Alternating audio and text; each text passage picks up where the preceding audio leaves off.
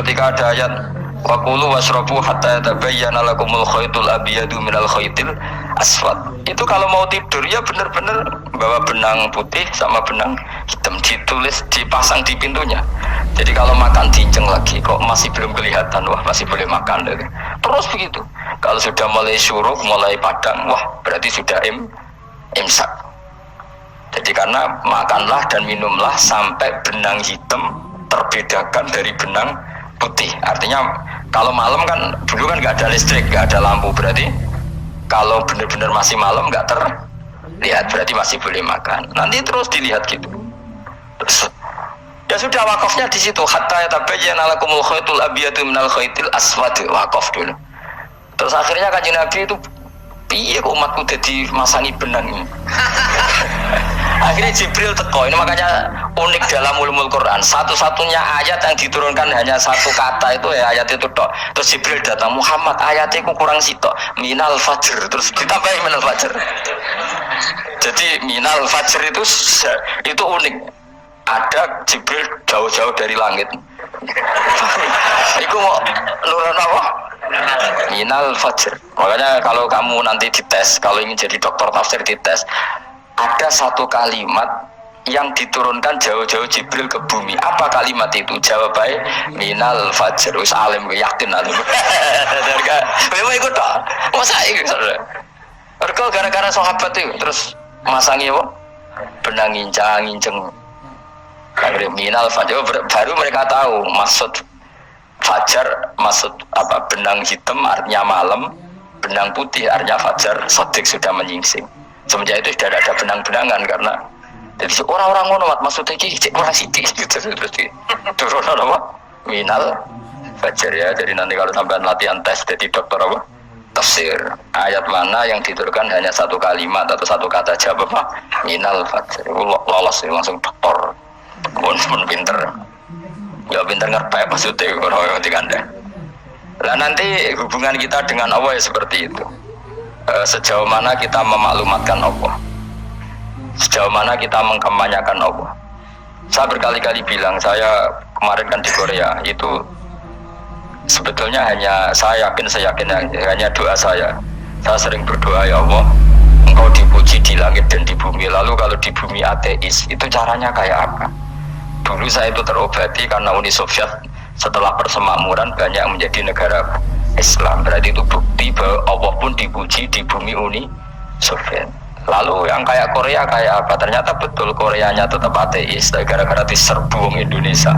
49.000 Indonesia ning Korea Selatan. Iku mbok gawe sing salat separo iku jek pira?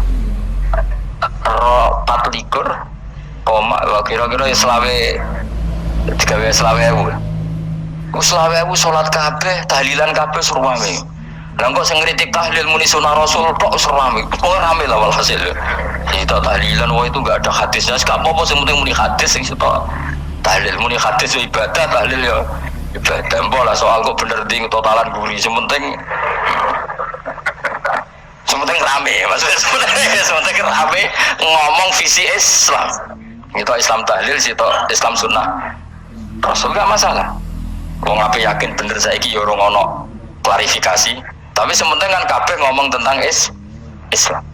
Artinya gini, Allah punya cara untuk supaya bumi Korea itu ada yang bertasbih bersujud. Mil'us samawati wa mil'ul. Allah tidak kurang cara. Golek wong kedonyan ditawarik ke sana demi uang. Bareng wis ning kono dielingno pangeran. Sing gawe masjid, kontrak masjid macam-macam, nah masjid kontrakan ning Korea nang kene ra ono masjid. Pusing. Saya pernah ngisi di satu masjid itu, gua bari pintu gerbangnya bukan salib kan. Ternyata tingkat 1 itu gereja, tingkat 2 bar, tingkat 3 masjid. Kadang yang kebalikan masjid, bar, gereja, satu gedung. Jadi malaikat saya tidak tahu lewatnya gimana itu Pak. Saya nggak tahu itu cara lewat gimana, karena malaikat bagian rahmat itu nggak bisa dia lewat salib. Tapi dia harus menulis ganjaran yang sholat. Nggak tahu saya lewatnya dari mana karena itu. Ya tentu dia punya cara lah, tapi yang jelas ya agak bingung ini gimana. Itu pernah yang tingkat 2 itu bar pas aktif, ada santri yang ya pekerja imane pas-pasan. Kalau nanti gus badhe Jumatan mlebu bar pas aktif wae wong ayu. Meh ora Jumatan, mergo mau tingkat 2 bar, tingkat 3 masjid. Itu ono khutbah yang barnya tetap main, ada bar yang masjidnya tetap khutbah. Itu masuk bar. Itu Jumatan pun yang gini wae.